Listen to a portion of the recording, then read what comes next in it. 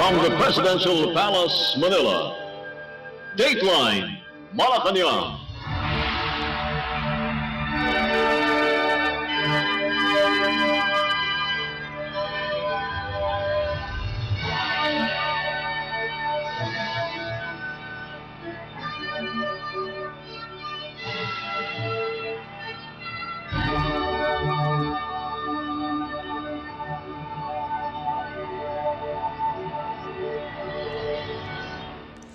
Good day.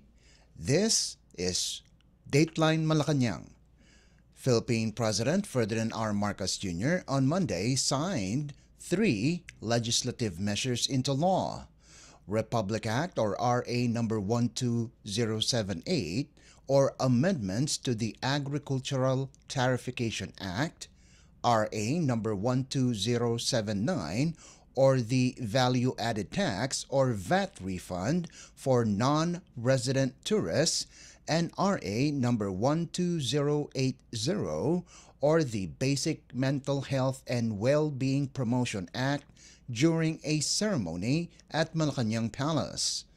RA number 12078 is a crucial response to the country's rice supply shortage. This law amends the Agricultural Tariffication Act to extend the Rice Competitiveness Enhancement Fund or RCEF for 6 years with an increased budget of 30 billion pesos.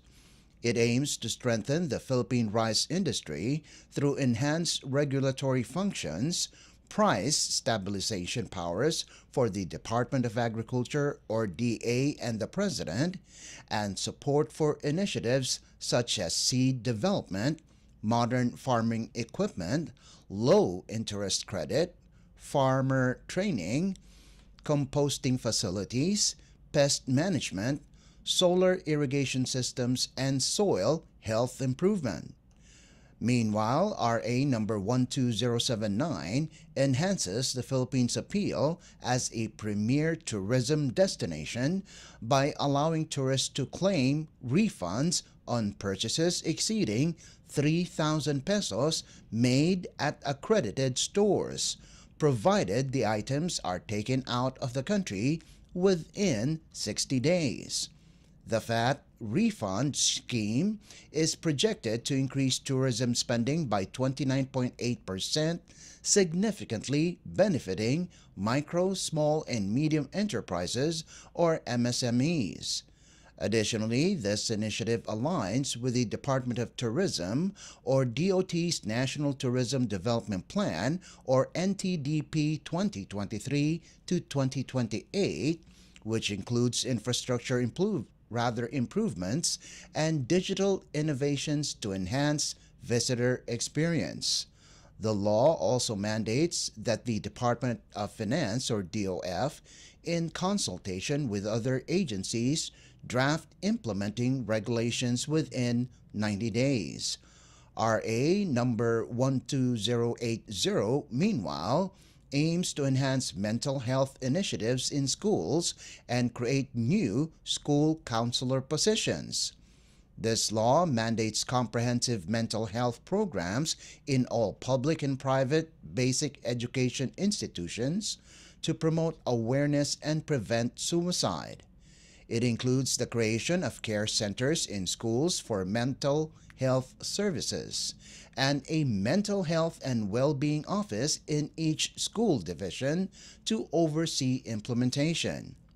The Department of Budget and Management or DBM is tasked with collaborating with the Department of Education or DepEd to create new school counselor roles. Likewise, the DBM will work with DepEd and the Civil Service Commission or CSC to establish new positions for school counselors. Let us listen to the speech of Philippine President Ferdinand R. Marcos Jr. during the event. Today we are here to talk about 3 measures that have the power to reshape our economy, improve the welfare of our farmers, and ensure the mental and physical health of our young Filipinos. The Act amending the Agricultural Tariffication Act and the Value Added Tax Refund for Non-Resident Tourist Act are designed to unlock the full potential of our agriculture and tourism sectors. While the Basic Educational Mental Health and Well-Being Promotion Act prioritizes the mental health and well-being of our learners, the future drivers of our country's growth. Before anything else, I would like to express once again my gratitude to those behind the timely passage of these three important laws on our legislators. On the amendment of the Agricultural Tarification Act, agriculture has long been the backbone of our economy, nourishing millions of Filipinos and providing livelihoods to countless communities. While it has faced challenges, such as the need for modernization and improved infrastructure, these obstacles also present valuable opportunities to innovate, to grow, and to build a more resilient future for our families and for the country. In 2019, we introduced the Rice Tarification Law, removing import restrictions on rice and replacing them with a tariff system. This aimed to make our local farmers more competitive and sustainable through, amongst others, the creation of the Rice Competitiveness Enhancement Fund, or what we refer to now as RCEF. Through the RCEF, we have been able to invest in high-quality seeds, mechanization, and training of our farmers, ensuring that they are equipped with the right skills and tools to increase productivity. With the expiration of the original 6-year plan for RCEF fast approaching, it became clear that we needed to extend and strengthen the program. And this is where this law comes in, extending the program to 2031 and significantly increasing its funding from the original 10 billion pesos to 30 billion pesos annually.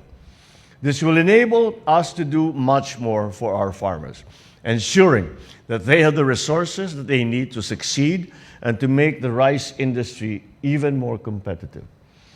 As part of this law, the seed program and mechanization program will receive enhanced support to provide more farmers with access to high-quality seeds, which will boost their yields. The law also places significant emphasis on reducing post-harvest losses. By preventing up to 375,000 tons of milled rice from being wasted annually, we can help feed an additional 3.4 million Filipinos each year for the next 6 years, improving food security, making rice more accessible to everyone. Furthermore, this law also empowers the DA to maintain stricter oversight of the rice industry. This ensures that the rice reaching our markets have complied with quality standards and regulations. The Bureau of Plant Industry will also be able to inspect rice warehouses and manage a national database to track grain storage, safeguarding our food supply and ensuring its safety for the public. In cases of sudden rice shortages or price hikes, the DA will now be empowered to take the necessary actions to stabilize the market. This will help ensure that the price of rice remains affordable and accessible to every Filipino. Above all, this law empowers our farmers to thrive and to help our country secure a stable food supply. By increasing investments in agriculture, providing more resources, and creating a more competitive rice industry, we are laying the groundwork for a stronger, more self-sufficient Philippines. Now, as we move from the fields to the bustling streets and markets, let us turn our attention to another key driver of our economy, tourism. It is no secret that shopping has become an essential part of the travel experience, and we are poised to capitalize on that momentum. In 2023, the Philippine tourism sector played an instrumental role in our nation's economic recovery, contributing an impressive 8.6% to the GDP. Within this significant share, shopping emerged as the second largest expenditure for inbound tourists.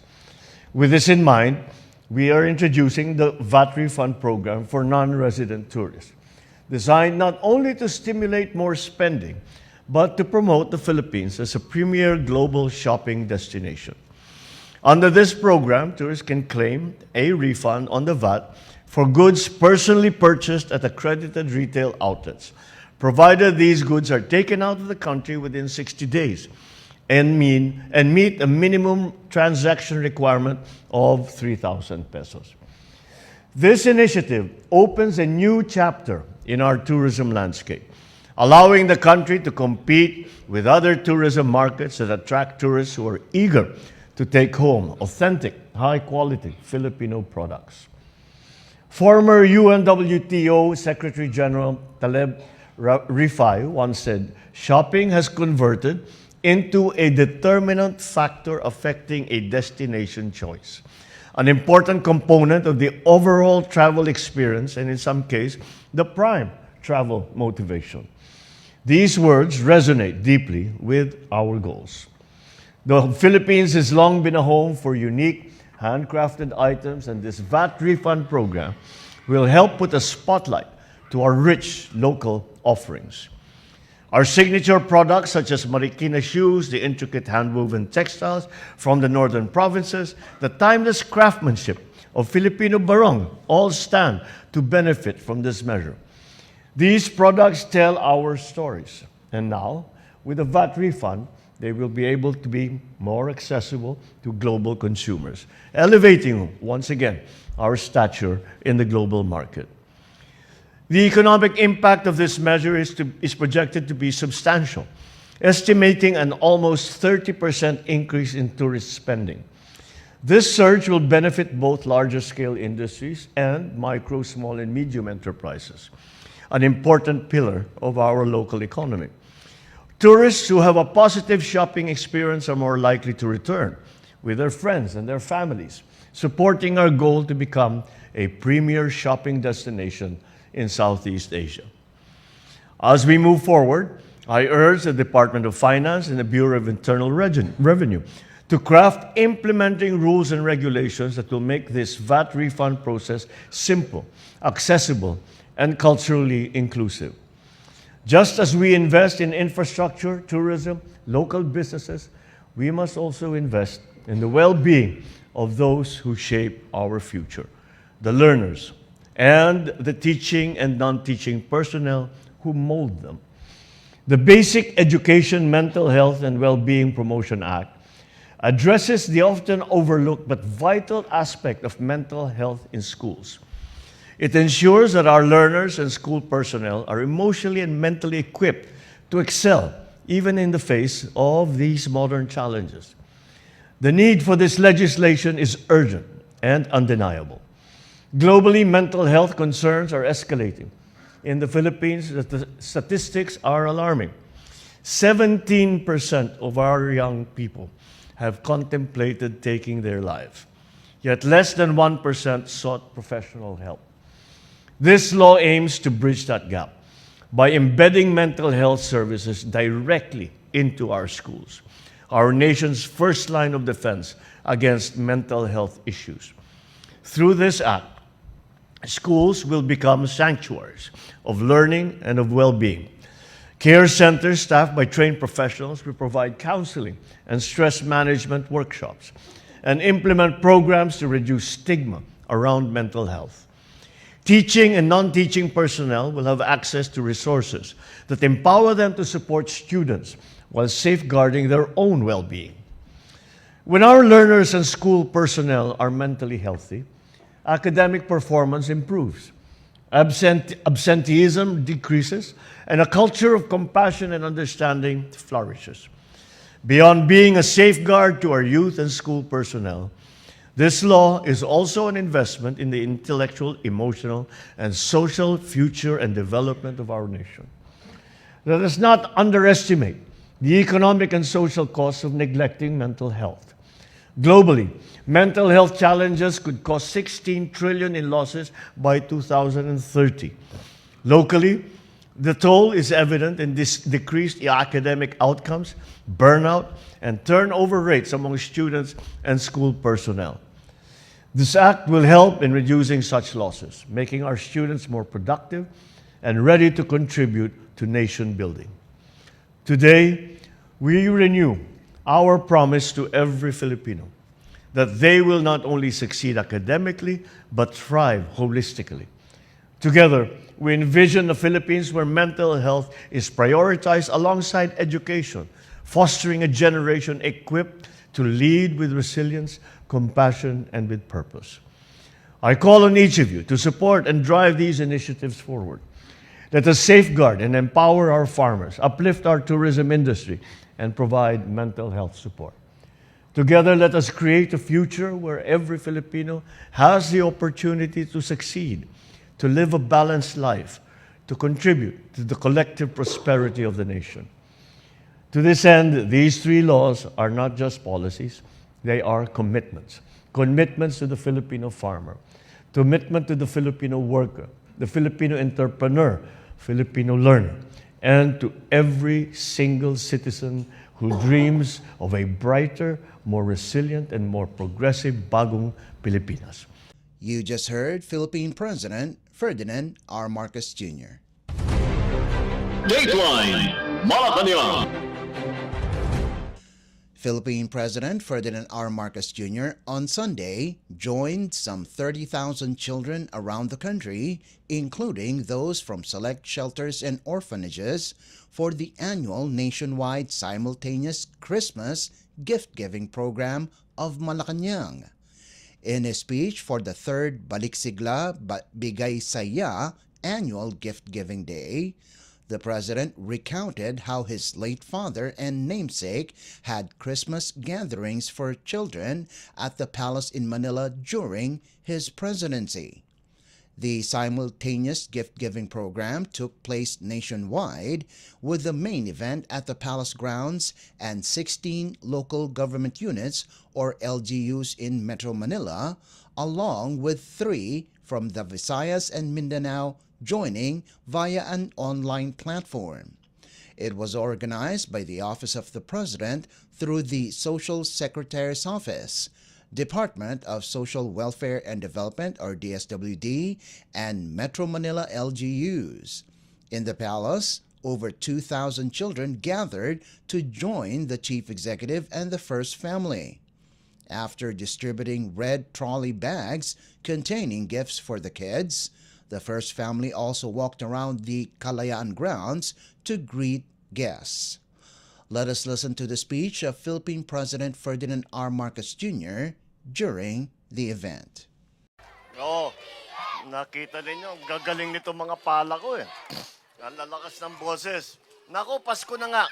At nandito na naman tayo sa ating maligayang Pasko na selebrasyon. Alam naman natin na ang Pasko ay ang katunayan niyan ay talaga para sa mga bata. Kaya alam ko, naramdaman ko na kagad yung Pasko dahil andito na naman ang maiingay, ang malilikot at makukulit na mga bata na kumakanta ng malakas ng Christmas Carol. Yeah. Welcome back sa Malacañang. At alam niyo naman, basta pag Pasko, ito ay ino-open house namin dahil ganyan talaga ang naging tradisyon sa pamilya namin, pamilya Marcos. Nung bata pa ako at dito pa kami nakatira, basta't Pasko, meron kaming handa para sa ating mga maliliit na naalagaan. Kaya nandito po tayo ulit. At alalahanin ninyo, etong ating pagsasaya dito ay hindi lamang dito sa palasyo, kundi sa iba't ibang lugar sa buong Pilipinas. At dahil kagaya nga ng sabi ko, ang Pasko naman ay para sa mga kabataan. Kaya tinitiyak natin na kahit sino at napadpad sa malalayo, sa kanilang pamilya, sa kanilang mga mahal sa buhay, ay kahit papano ay meron din silang Pasko. Kaya maraming salamat lahat ng mga staff, lahat ng mga tumulong sa atin. Siyempre, led by DSWD ito. Pero kaya nga, hindi maliit na selebrasyon ito, hindi maliit na preparasyon ito, dahil nga, hindi lamang dito, kundi sa buong Pilipinas. Kaya gawin natin na lahat. Na nahirapan tayo itong nakaraang taon. At tinamaan tayo ng nagumpisa sa La Nina, na tuyot. nagtagtuyot ang ating agrikultura. Tapos sinundan naman ng mga, una yung El Nino, sinundan naman ng La Nina, na puro bagyo naman. Kaya sana naman, mag-Merry Christmas lang tayo kasi tayo'y nabigyan ng kaunting oras, kaunting pagkakataon na makasama ang ating mga mahal sa buhay, nakapag-celebrate ng konti, magsaya ng konti, at kumain ng masyadong maraming lechon at saka mga hamon. Yan ang Pasko para sa Pilipino. At sa Pilipino ay talaga naman pagka pinagdiriwang ang Pasko, na iba ang selebrasyon ng Pasko ng Pilipino. Kaya ipagpatuloy natin ang tradisyon na yan. At sa inyong lahat, maligayang Pasko at maligong bagong taon.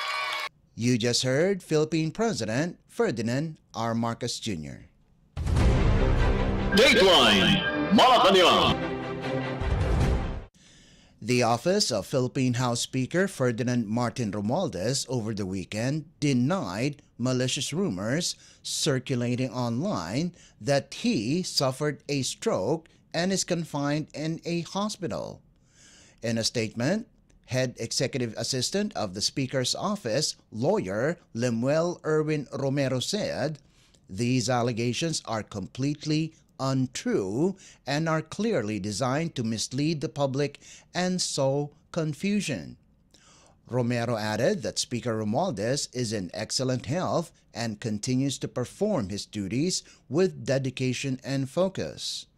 Romero pointed out that Romualdez attended several official engagements on December 6th, demonstrating his active involvement in public service. The Speaker was in Malacañang, Manila Friday morning for the signing by President Ferdinand R. Marcos Jr. of two laws, the Ligtas Pinoy Centers Act or Republic Act or RA 12076, and the Student Loan Payment Moratorium During Disasters and Emergencies Act or RA 12077. Later, Romualdez participated in the year-end celebration and Thanksgiving of the League of Provinces of the Philippines at Imelda Hall with President Marcos, governors and senators, where the House leader reinforced collaboration with local government leaders. Meanwhile, Speaker Romualdez reminded the public to be wary of fake news. In an interview over the weekend, the House leader insisted that there is no truth spreading that he had a stroke and is confined in a hospital. Romualdez said that he is busy recording Christmas messages and assured that he is in good health. The House leader admitted that those spreading the malicious rumors are most likely against Congress's investigations and hearings. Speaker Romualdez called on the public to not spread false information and just be positive this holiday season. Dateline Malacañang. In other news, Australia, in partnership with the Philippines, launched the program Social Protection, Inclusion, and Gender Equality, or SPRING, a new initiative that aims to fight poverty, promote equality, and strengthen inclusion.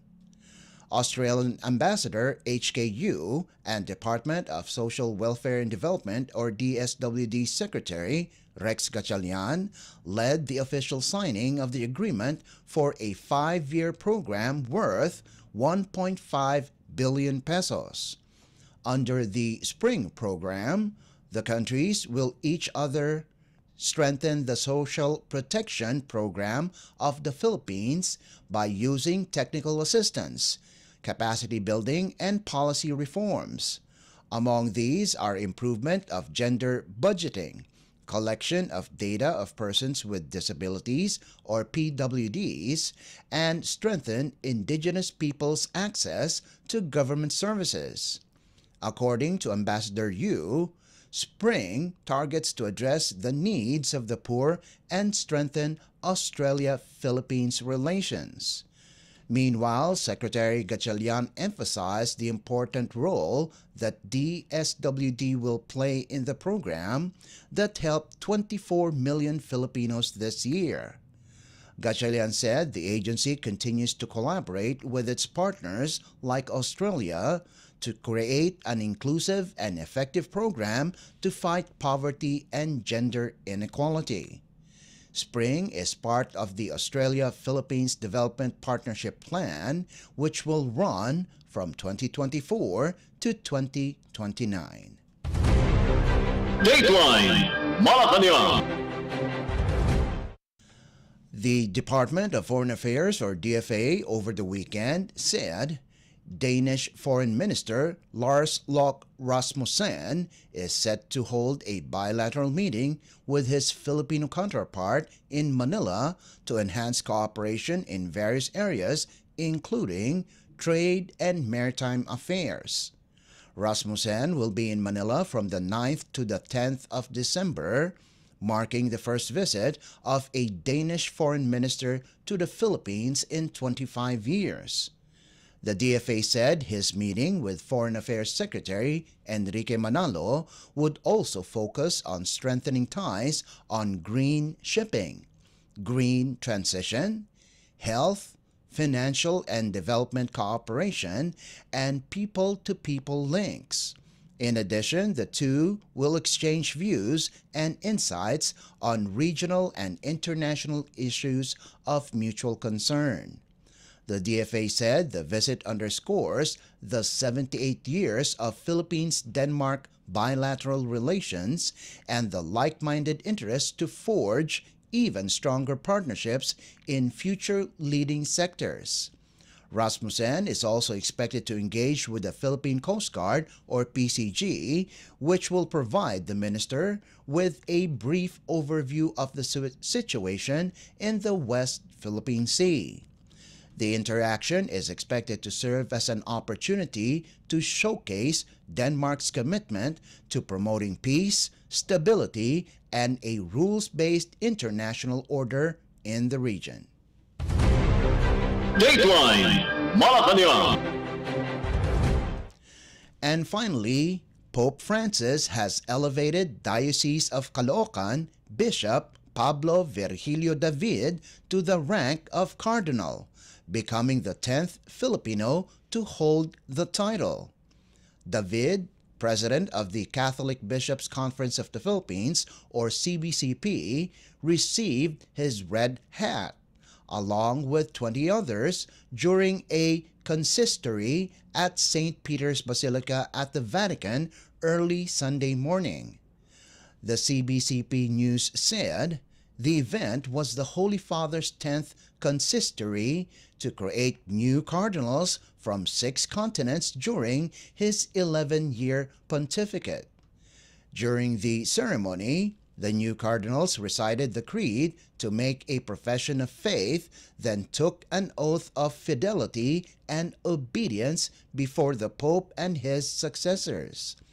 Each cardinal approached the Pope, kneeled before him to receive the red biretta, the cardinal's ring, and a document naming their titular church.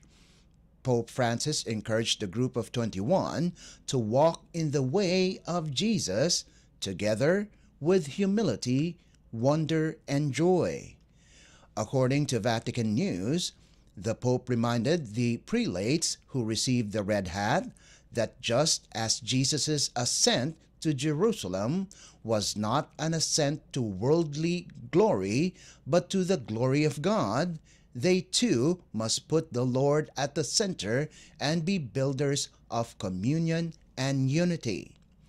Ordained priest of the Archdiocese of San Fernando, Pampanga in 1983, David was named auxiliary bishop there in 2006 at the age of 47. In 2015, Pope Francis appointed him bishop of the Diocese of Caloocan. David has been president of the CBCP since 2021. In February, he was elected vice president of the Federation of Asian Bishops' Conferences. Meanwhile, a Thanksgiving Mass will be held on December 14th, with the venue to be announced soon. In a statement, the diocese is inviting the Catholic community of Caloocan City to join in offering prayers of gratitude and support for David as he assumes his important new responsibility. Dateline Malacañang. Before we conclude our program, Radyo Pilipinas World Service of the Presidential Broadcast Service is heard over the following shortwave frequencies: 9.475 MHz, 15.640 MHz, and 17.820 MHz. You can also visit our Facebook page and YouTube channel at Radyo Pilipinas World Service. You will be able to hear and view our Filipino and English programs, including news updates here in the Philippines. Kindly subscribe, like, and share our posts as well. And that concludes this edition of Dateline Malacañang. For Radyo Pilipinas World Service, this is Leo Magpayo. Good day and stay safe. From the Presidential Palace, Manila, Dateline Malacañang.